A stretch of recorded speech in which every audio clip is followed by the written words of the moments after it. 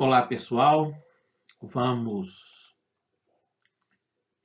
retomar aqui a nossa unidade 2, agora caminhando para o final, com proteção essencial ao salário. Vamos repassar aqui. Nós já vimos a conceituação, composição, denominações. Os outros vídeos estão aí disponíveis para quem ainda não viu. Depois nós falamos de caracterização do salário, tipos de salário, parcelas não componentes da remuneração, e aqui há especial relevância para que vocês saibam identificar as parcelas que não compõem a remuneração, embora relevantes para a vida e para o contrato do trabalhador. Vimos os meios de pagamento do salário. Mais relevantes ainda, né, as modalidades remuneratórias, que são aquelas integrantes do complexo remuneratório do trabalhador, que garantirão um efeito expansionista circular para fins contratuais trabalhistas.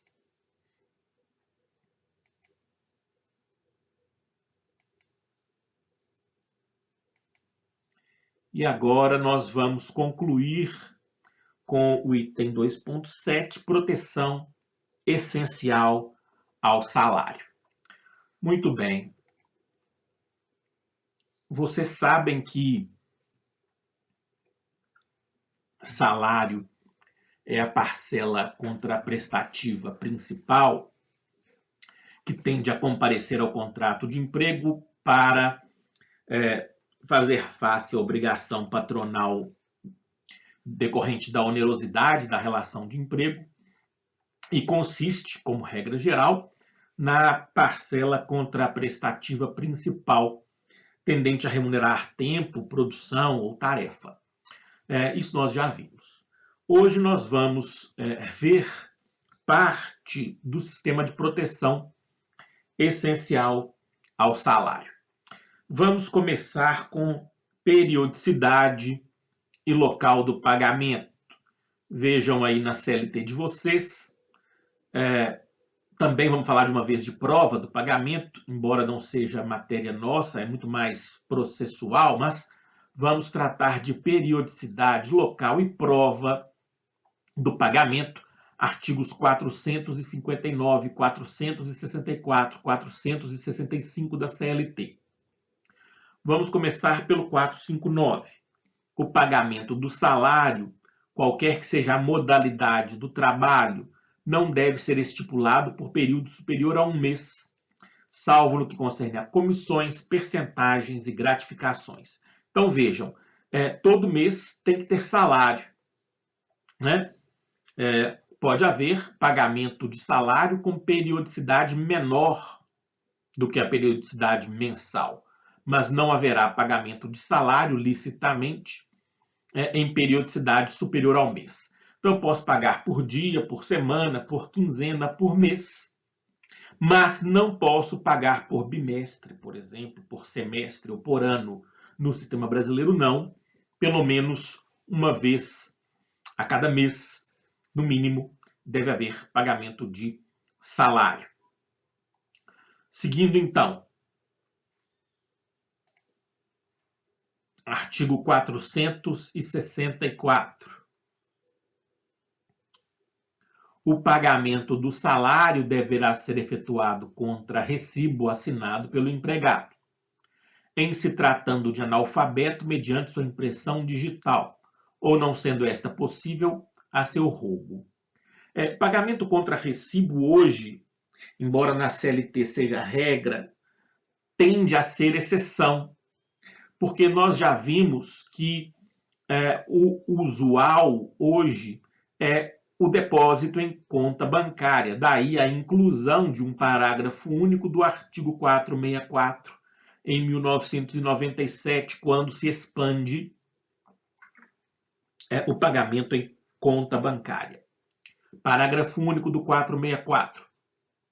Terá força de recibo o comprovante de depósito em conta bancária aberta para esse fim, em nome de cada empregado, com o consentimento deste, em estabelecimento de crédito próximo ao local de trabalho. Hoje, essa ideia de próximo ao local de trabalho do estabelecimento, ela está mitigada porque com as transações eletrônicas não há tanta necessidade de que a agência bancária seja próxima ao local do trabalho, porque com o cartão você movimenta sua conta em qualquer lugar. Então, a prova do pagamento se dá hoje digitalmente, né? Eletronicamente, por perícia, tanto faz, desde que o patrão prove que depositou. Essa é a regra geral, esse é o usual. O ônus da prova, vocês vão ver lá no processo. O ônus de provar que pagou é do empregador. Por fim, 465 da CLT, o pagamento dos salários será efetuado em dia útil e no local de trabalho, dentro do horário do serviço ou imediatamente após o encerramento deste, salvo quando efetuado por depósito em conta bancária, observado o disposto no artigo anterior. Portanto, hoje, embora a CLT fixe regra geral de pagamento no local em dia útil, hoje prevalece apenas a regra de pagamento em dia útil, porque não se aconselha que o pagamento seja feito no local de trabalho, porque o ladrão pode ficar sabendo disso e pode pegar o dinheiro antes do empregado. Então, depósito em conta em dia útil. Normalmente, 5º dia útil do mês subsequente. Uma outra garantia, uma outra proteção que nós já discutimos aqui é de inalterabilidade da forma.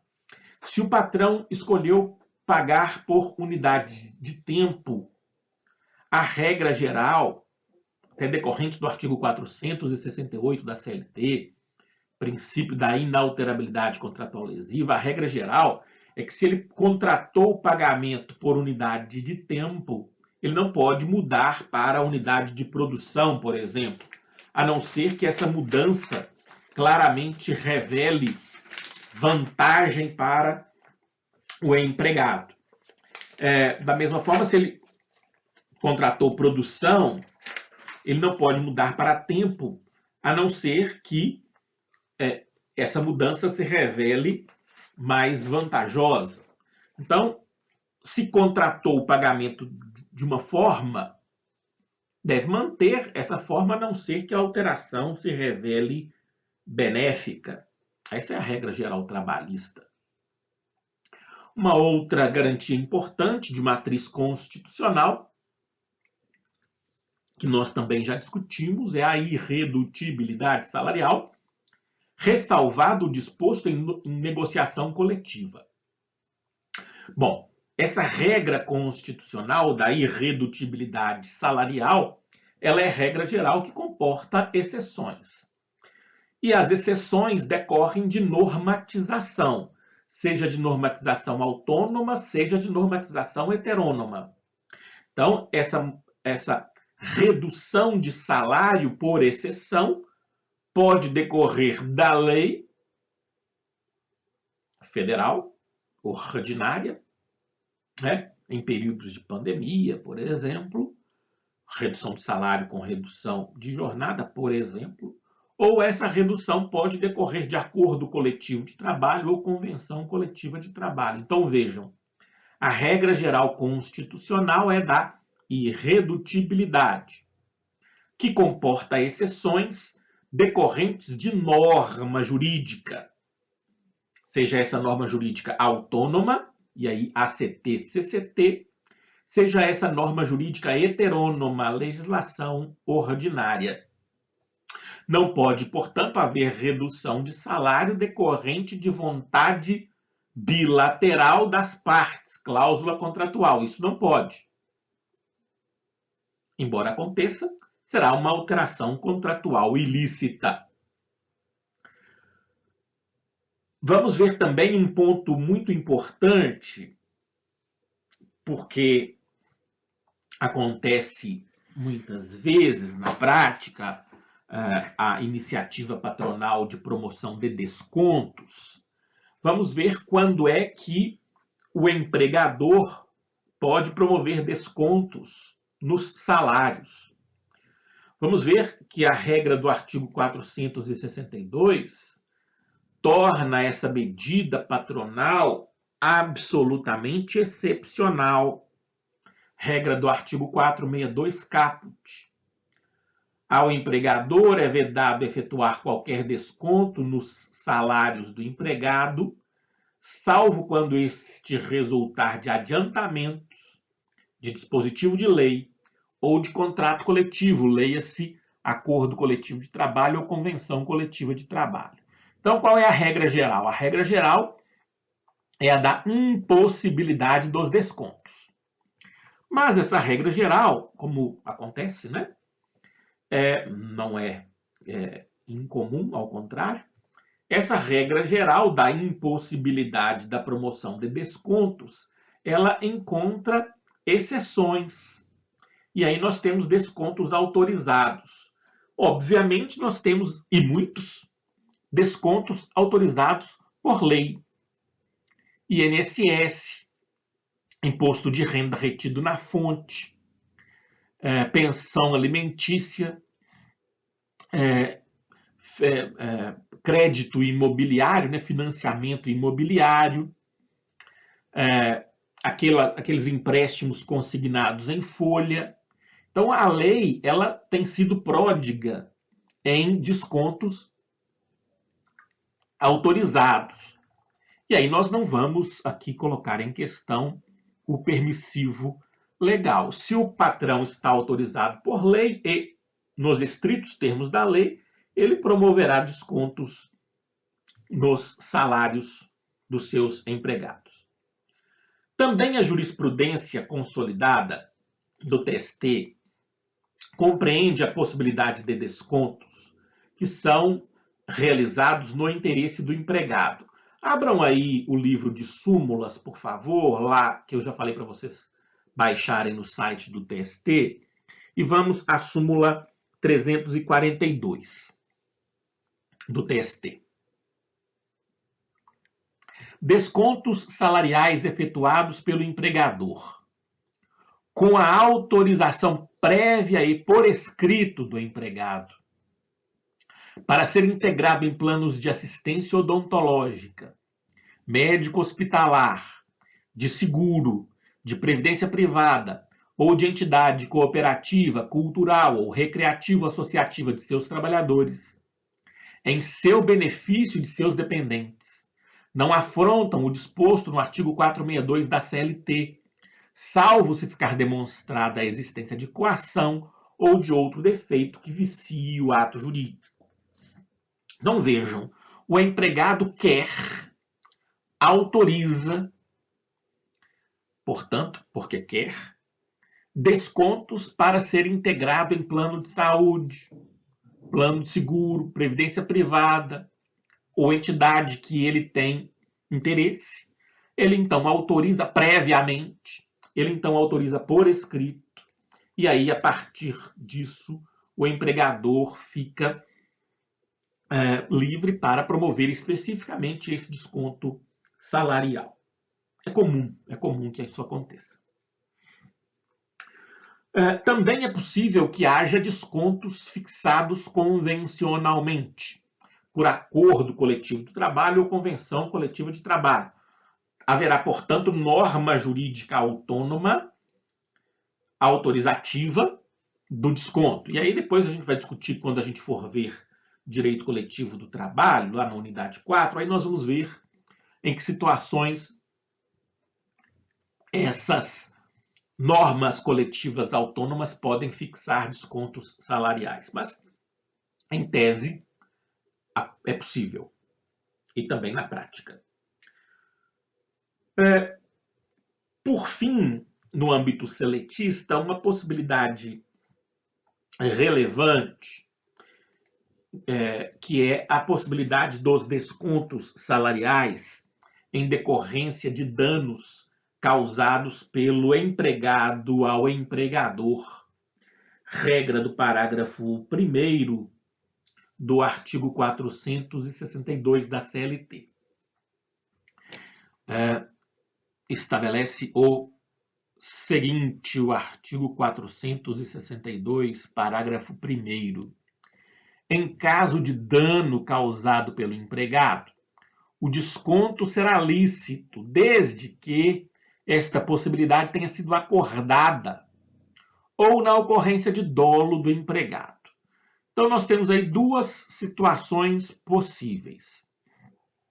A primeira é óbvia. O empregado causou um prejuízo, a primeira que eu quero destacar aqui, não é a primeira da regra, mas o empregado causou um prejuízo por agir doloso. Estava insatisfeito com a vida e quebrou uma máquina do empregador, dolosamente. Além das sanções disciplinares cabíveis, poderá o empregador descontar dos salários o valor do prejuízo que ele, empregador, suportou por agir doloso de seu empregado, obviamente. Agora, quando o agir não é doloso, quando o agir é culposo, negligência, imperícia, imprudência, o empregador só pode promover um desconto se antes do prejuízo havia no contrato uma cláusula prevendo desconto por agir culposo do empregado que causa dano ao empregador. Então é simples também para o patrão. Lá no ato da admissão, ele faz constar uma cláusula, dizendo que em caso de agir culposo do empregado, que provoque prejuízo a ele, empregador, fica autorizada a prática do desconto salarial. Simples assim. E aí, se há a comprovação do dano decorrente de agir culposo, o empregador promove desconto.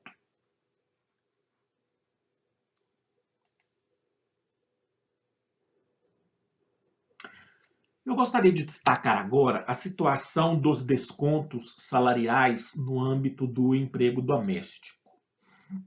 E aí o parâmetro, como vocês podem ver, é o da Lei Complementar 150, em seu artigo 18. Nós já vimos a Lei Complementar 150 de 2015, que significou um avanço civilizatório no âmbito das relações de emprego doméstico. E talvez um dos marcos civilizatórios do vínculo empregatício doméstico, decorrente da Lei Complementar 150 de 2015, talvez um marco relevante, um dos mais relevantes, seja o artigo 18. Vamos a ele e eu daqui a pouco digo qual é a sua relevância histórica. Artigo 18. É vedado ao empregador doméstico efetuar descontos no salário do empregado por fornecimento de alimentação, vestuário, higiene ou moradia, bem como por despesas com transporte, hospedagem e alimentação em caso de acompanhamento em viagem. Bom, o Brasil não era um país civilizado na relação doméstica até 2015. Vejam que 2015 foi um marco, no governo da presidenta Dilma Rousseff, e ela passa a enfrentar grandes embates, grandes opositores, também, e para mim, muitas vezes, principalmente, por causa da lei de emprego doméstico.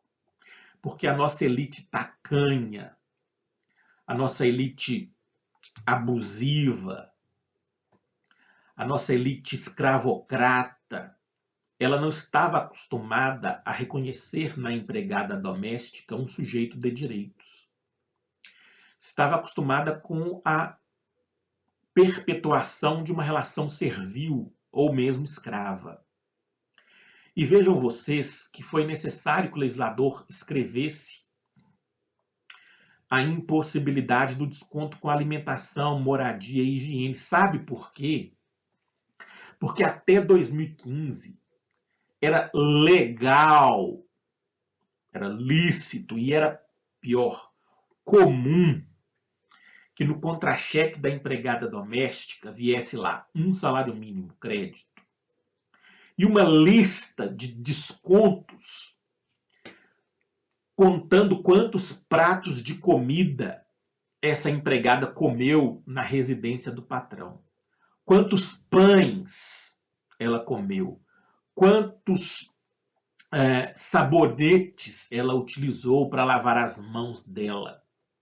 Se morasse no serviço, vinha descontado aquele quartinho minúsculo no contra-cheque. Então, no final do mês, o valor pago era diminuto em decorrência desse absurdo, que era contar pratos de comida dos empregados domésticos. Felizmente, com a Lei Complementar 150, artigo 18, nós temos essa regra civilizatória, porque o patrão brasileiro, se ele não for controlado pela lei, ele é bárbaro. E a barbárie está aí representada. Vejam aí nos contra-cheques anteriores a 2015 dos empregados domésticos, vejam, comprovem, pasmem e se envergonhem do que nós né, enquanto nação, nós enquanto país, porque eu jamais fiz isso, mas nós enquanto país, fazíamos com os nossos colegas empregados domésticos. Bom, então a regra geral, graças a Deus, me desculpem a ênfase, é a da impossibilidade dos descontos. Bom, parágrafo 2º.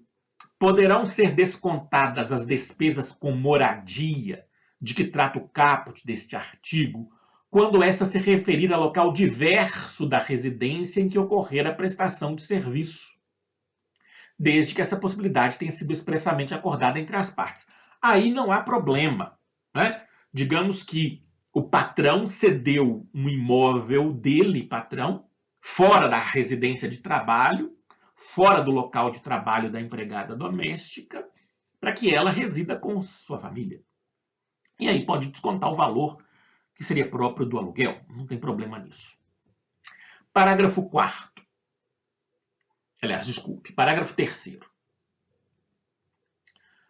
Parágrafo 3º. As despesas referidas no caput deste artigo não têm natureza salarial, nem se incorporam à remuneração para quaisquer efeitos. Então, o legislador de 2015 proibiu o desconto, o que é um marco civilizatório nesse país. 2015, porque antes não havia uma relação civilizada. Mas, em contrapartida, vá lá, disse que uma vez fornecida a alimentação, higiene, moradia, esses valores não têm natureza jurídica remuneratória, ao contrário da regra geral seletista. Então, atenção, senhoras e senhores, atenção. Diferentemente do que acontece no âmbito seletista, no âmbito doméstico, alimentação, vestuário, higiene e moradia não terão natureza salarial, não terão natureza remuneratória, por força do disposto na Lei Complementar 150 de 2015. Muito bem, estudem essa parte, gente, da relação empregatícia doméstica e dos seus descontos na doutrina. E aí eu me permito sugerir o meu manual de Direito do Trabalho e também o curso de Direito do Trabalho do professor Maurício Godinho Delgado. Vocês vão ver nas disciplinas de processo, tanto processo civil quanto processo do trabalho, que o salário é impenhorável. Não vou me ater a isso, porque é matéria de processo. Também já vimos que no período de substituição, o empregado que substitui o colega receberá igual salário a daquele que foi substituído, enquanto durar a substituição, súmula 159 do TST, que nós já vimos diversas vezes. Muito bem, nós vamos terminando por aqui. Agradeço muito a atenção de vocês. No próximo vídeo nós vamos concluir essa unidade 2 com a análise da relevantíssima situação fático-jurídica da equiparação salarial, que também é medida de proteção. Por enquanto, eu novamente agradeço a atenção, indico a vocês a leitura da doutrina, sempre importante, e digo a vocês também para fazerem os exercícios. Obrigado mais uma vez, um abraço e até mais.